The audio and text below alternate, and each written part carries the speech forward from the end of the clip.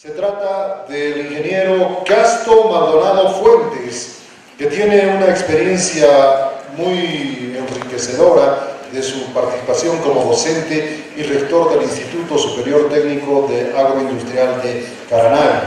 A la fecha es docente investigador en cacao y café en la Estación Experimental de Sapecho, carrera de Ingeniería Agronómica en la Facultad de Agronomía de la UNSA.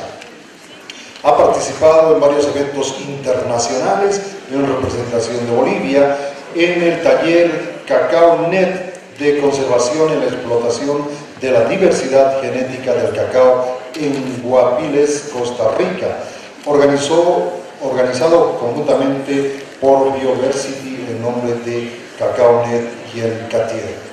Con ustedes esta mañana el ingeniero Casto Maldonado Fuentes, que nos va a hablar del cacao foráneo en la región de Alto Beni. Fuerte el aplauso para Casto Maldonado. Bienvenido.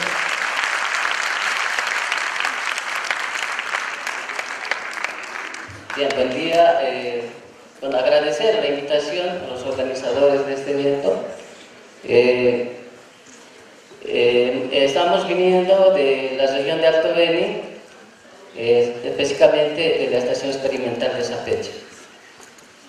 Bien, la Estación Experimental de Sapecho se encuentra en el municipio de Palos Blancos, cuarta sección municipal de la provincia de Subiungas. Y bueno, como podrán ver en la fotografía, es prácticamente la puerta de la Amazonía, ¿no? Es el lugar. Esta región es el lugar donde más cacao se produce en todo Bolivia. Estamos hablando de cacao cultivado. Y la Estación Experimental de Sapecho se constituye en el centro de conservación de germoplasma de cacao foráneo y amazónico más grande también de Bolivia, por no decir el único.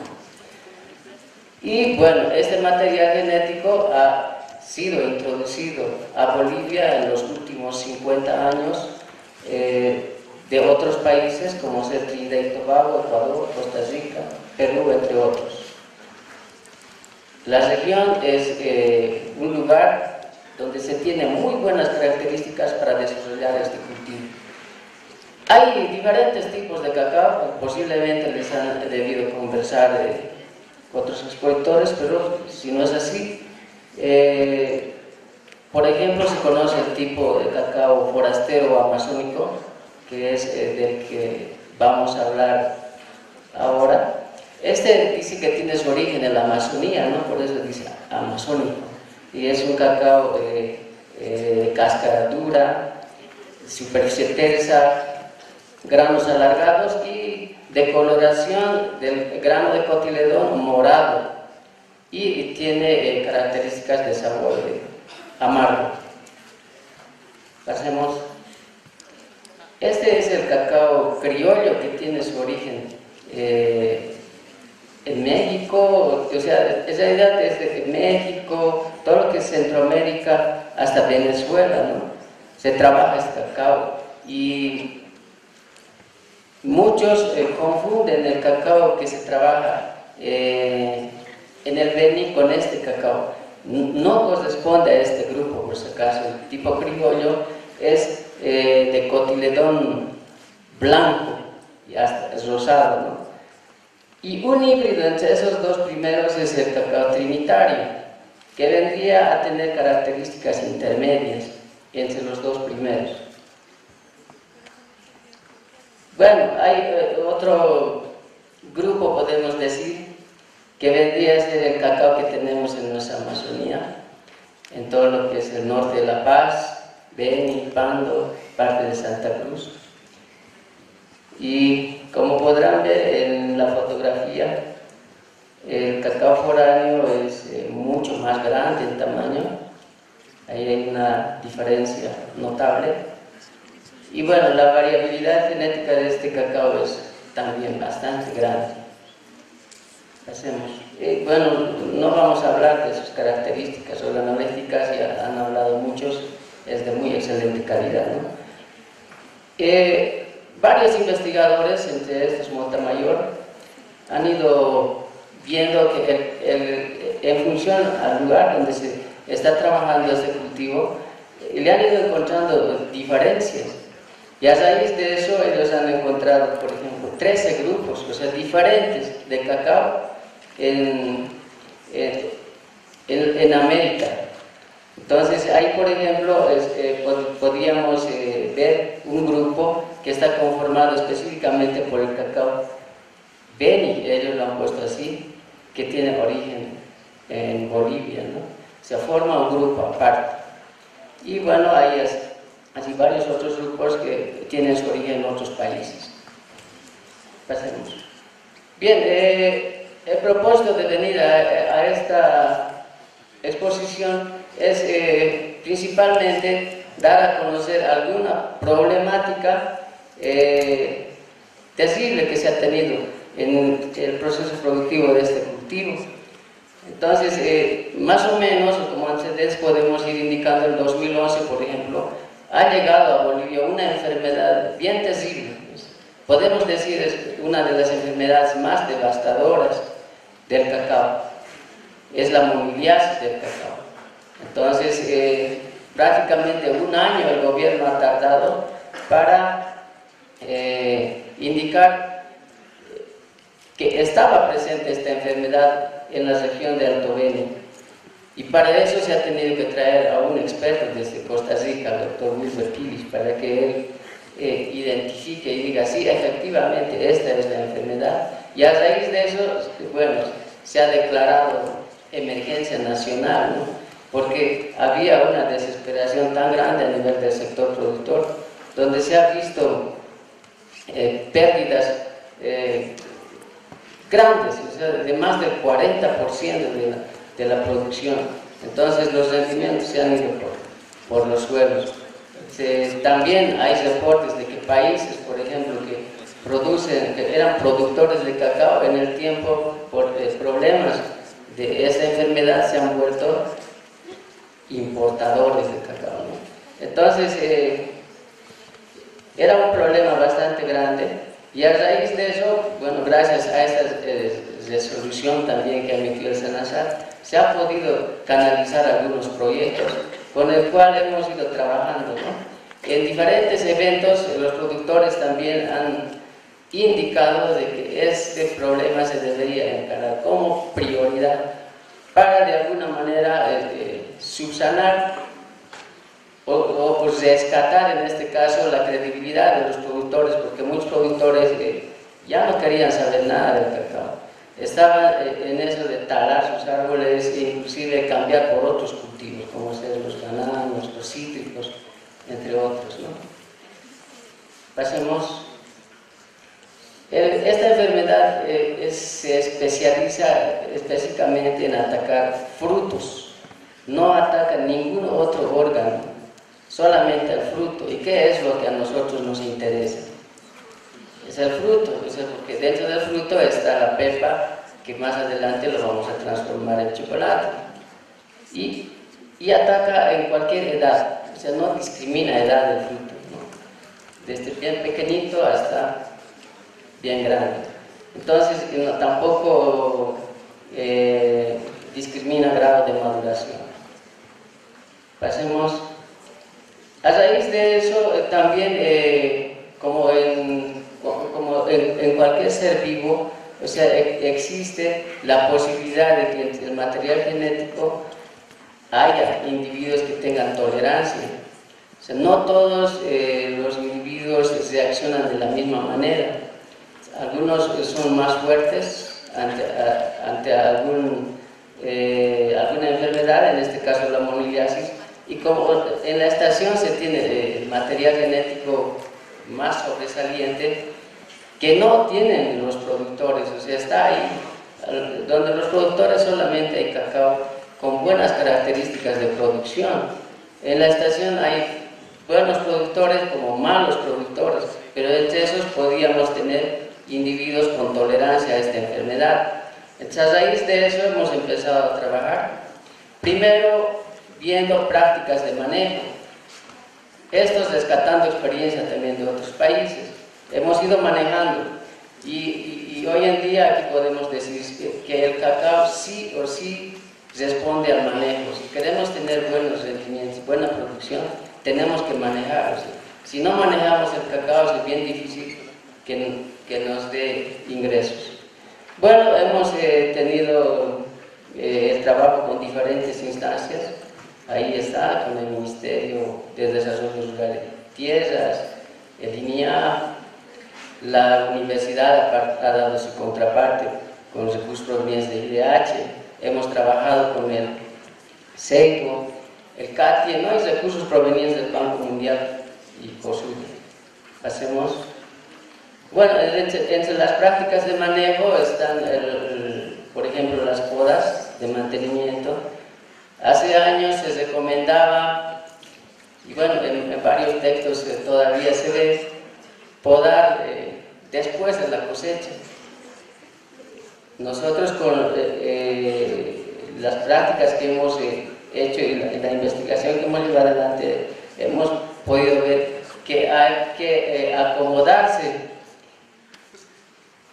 más o menos a la época en que los árboles caducifolios que están acompañando al cacao pierden sus hojas, y eso es en otoño, y otoño empieza más o menos por mayo, ¿no? Estamos en mayo, junio, entonces en esa época hay que empezar también la poda.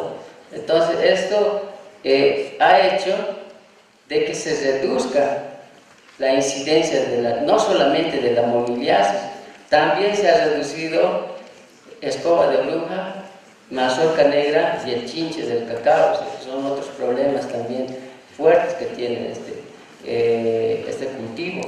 Pasemos. En algunos casos se ve estos ejemplos, por ejemplo, árboles de cacao sin manejo. Entonces es seguro que en este tipo de árboles va a haber problemas fitosanitarios, ¿no?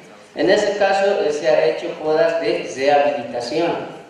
Entonces, ¿qué quiere decir rehabilitación? O sea, si es un árbol bueno, lo que hay que hacer es rehabilitarlo. O sea, rehabilitar quiere decir manejarlo y que el árbol vuelva a mostrar su productividad. Se ha hecho eso en algunos casos cuando se trata de cacao híbrido. En el caso del cacao híbrido, un 70% del material genético de cacao híbrido, por si acaso, es malo. O sea, presenta problemas de autoincompatibilidad, que quiere decir que no se autopolinizan. Por lo tanto, esos árboles pueden florecer, pero toda la flor se va para el suelo. Entonces, las flores cuajan siempre y cuando haya polen de los árboles de cacao vecinos. Entonces, solamente así muestran frutos. En ese caso,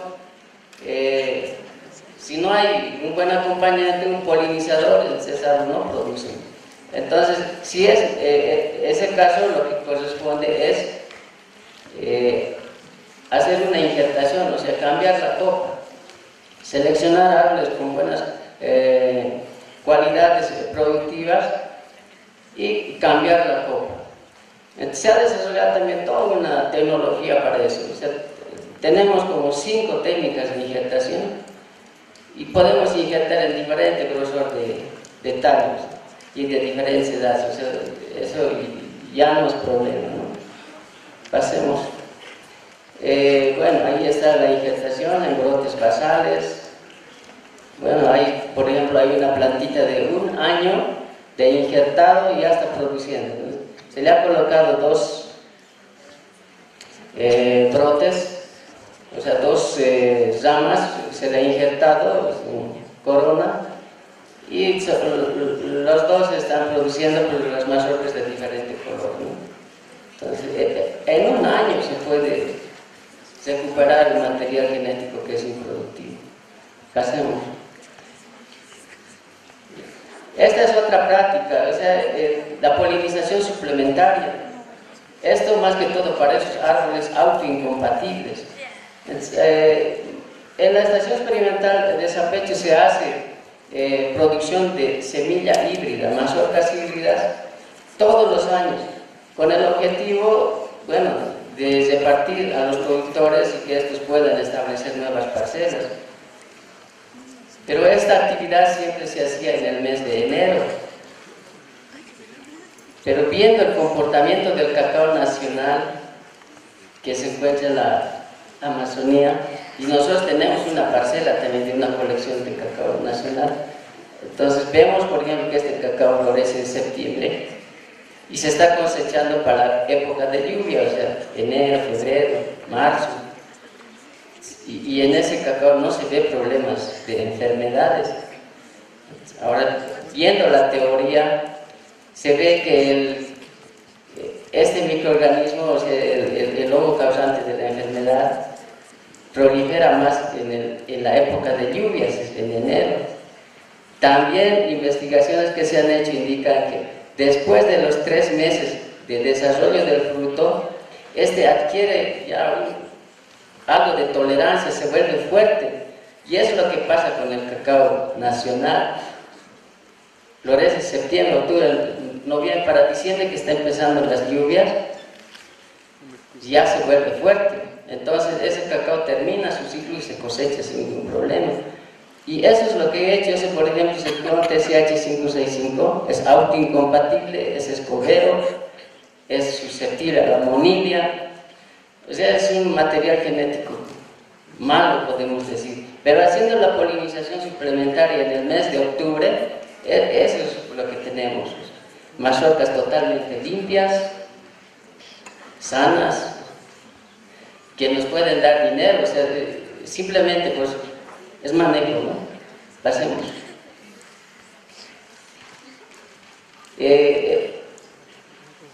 Todas estas prácticas que hemos mencionado anteriormente significa una inversión.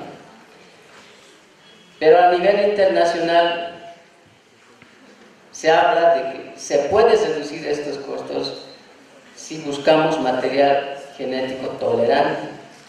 O sea, aparte de hacer el manejo, que tengamos más material genético tolerante, significa que tengamos menores problemas fitosanitarios. Entonces, fuera más barato el manejo. Entonces, en eso hemos empezado a buscar, no solamente en la estación, sino también en parcelas de productores, material que tenga buenas características de producción y tolerancia a monilla. Pasemos. Y bueno, hemos trabajado en 6 de las 7 áreas que se tienen en la región de Alto Beni. Pasemos. Y hemos encontrado este tipo de cacao con muy buenas características de producción, árboles que parecen polinizados, pero no son polinizados, o sea, son árboles de cacao híbrido, que en algunos casos, miren, o sea, concentra más su atención en producir frutos y menos atención en producir hojas. Inclusive estos árboles no requieren mucha poda, ¿no? Y bueno, hemos trabajado con un universo en principio de 343 individuos. Con un protocolo se ha hecho selecciones hasta llegar a una cuarta, en donde tenemos actualmente 10 individuos seleccionados por buena productividad, tolerancia a moniliasis e inclusive calidad organoléptica. Pasemos. Ahí están las fotos con algunos productores con los que hemos trabajado. Pasemos. Hemos armado 2 jardines clonales con este material seleccionado, porque existe el riesgo también de que a nivel de productor se pierdan esos árboles. Puede ser que el productor se enferme, lo venda su lote, el que compra no le gusta el cacao, entonces el árbol se puede morir, se puede perder. A raíz de eso hemos armado 2 jardines clonales en la estación experimental de Sapecho y otra en el centro experimental que maneja el Seibo. Y ahí hemos concentrado 30 genotipos. Hemos tenido la oportunidad de traer a Chloé Dutré del Salón de Chocolates de París. Ella ha estado en Alto Beni haciendo catación. Ha visto que mucho de este material genético tiene muy buenas cualidades organolépticas. Por ejemplo, este es el SS44, es un cacao híbrido. SS quiere decir selección Sapeche.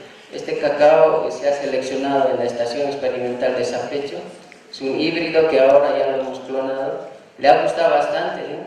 Se tiene muy buenas cualidades y la que ella indica, o sea, ya no tenemos que tener plantaciones con diversas características de cacao, sino tratar de homogenizar, porque hay cacaos de buena calidad, como también hay cacaos de mala calidad. Lo que en este momento se hace es se junta todo y se tiene un cacao, podríamos decir, intermedio en cuanto a sus características organolépticas. Ella recomienda hacer este trabajo de catación y ir diferenciando cacaos para encontrar también diferentes tipos de mercados. Para un cacao de calidad hay mercados que te pagan bien. Para un cacao de mala calidad también hay mercados, aunque te pagan poco, pero el mercado siempre está abierto para cualquier tipo de cacao. También se ha hecho un proceso de socialización de los resultados con productores, o sea, en diferentes eventos. Pasemos. Ahí están algunos de los genotipos. En el catálogo que hemos entregado están descritos 114 genotipos. Es el primer catálogo de clones de cacao que se escribe en Bolivia. Pasemos. Bueno, creo que con eso estamos terminando. Es un...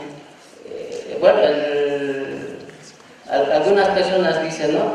Habían hecho una encuesta. Les han preguntado si alguna vez en su vida han consumido cacao o chocolate en alguna de sus formas, en helado, en torta. Entonces, de 10 personas que han preguntado, 9 han dicho que sí. Y una ha dicho que no se acuerda. Quiere decir que no hay una persona que en su vida no haya consumido chocolate. Eso significa que el mercado siempre va a estar abierto, porque siempre va a haber una persona que quiera comer chocolate. El mercado está abierto para eso. Lo que tenemos que es seguir trabajando y seguir produciendo más. O sea, lamentablemente nuestros rendimientos son bien bajos. Como país productor de cacao, nuestros rendimientos, así, o sea, son datos del ministerio, apenas llegamos a 8 quintales por hectárea. Ese es el promedio nacional. Pero con este material genético tranquilamente podemos superar los 20 quintales por hectárea. Bueno, con eso estaríamos acabando. Muchas gracias. Muy bien, los aplausos para el ingeniero Castro Maldonado Fuentes.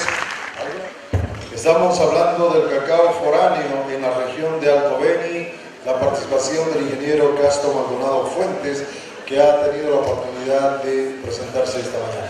Por favor, ahora sí. Buenos días, muchas gracias.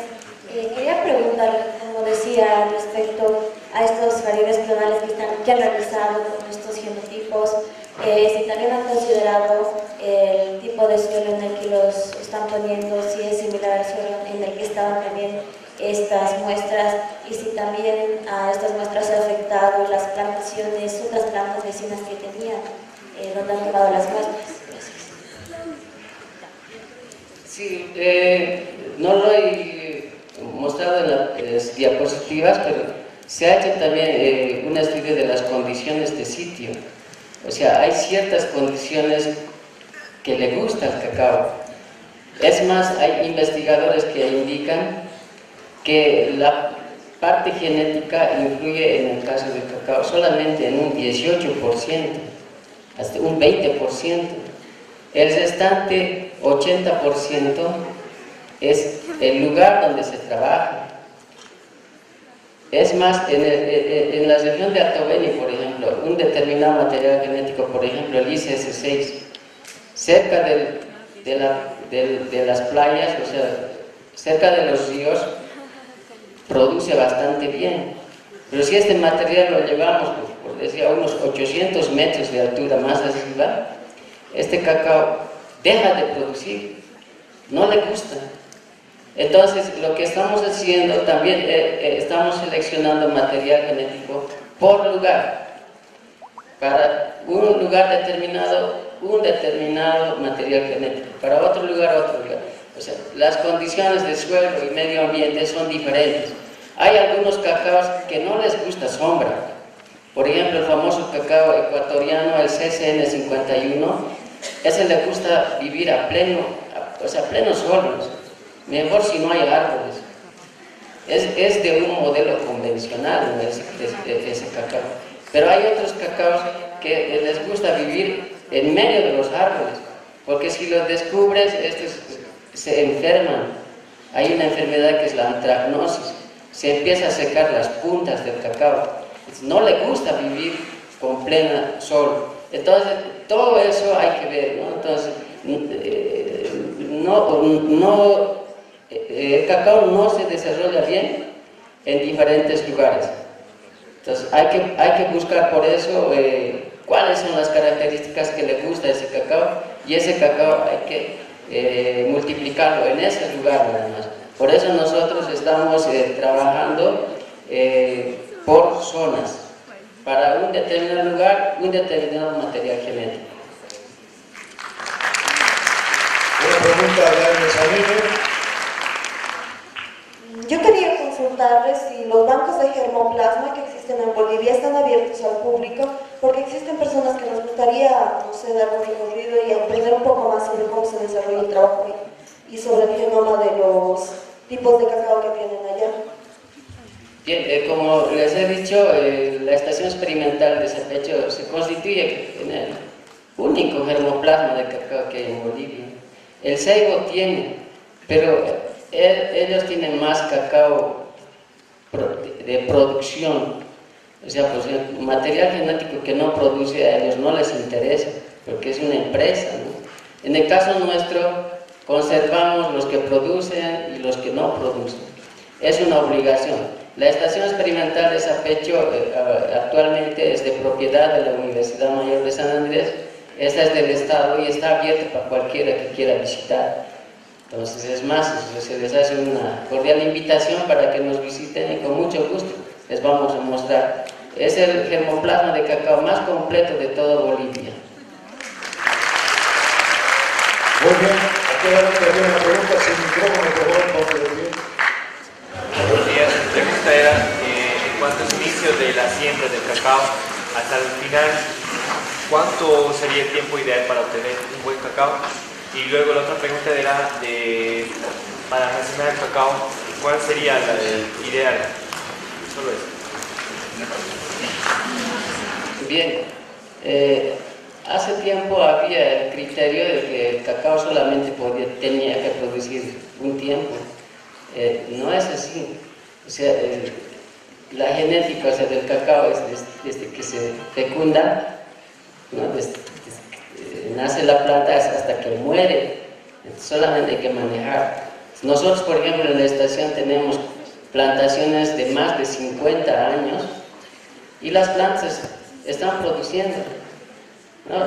Lo que sí, comercialmente hablando, tal vez habría que ir pensando en cambiar después de los 30 años, pero con buen manejo el cacao puede vivir 60 años sin ningún problema. Fuerte el aplauso para el ingeniero Castro Maldonado Fuentes. Invitamos a la licenciada Mónica Casablanca para que le haga entrega del certificado de participación y un presente en reconocimiento a su participación en este foro gastronómico. Bueno, señor Castro Maldonado, gracias por su importante disertación sobre el cacao foráneo en la región. Esperamos tener próximas oportunidades y que los estudiantes puedan ir a visitar el sitio. Muchas felicidades.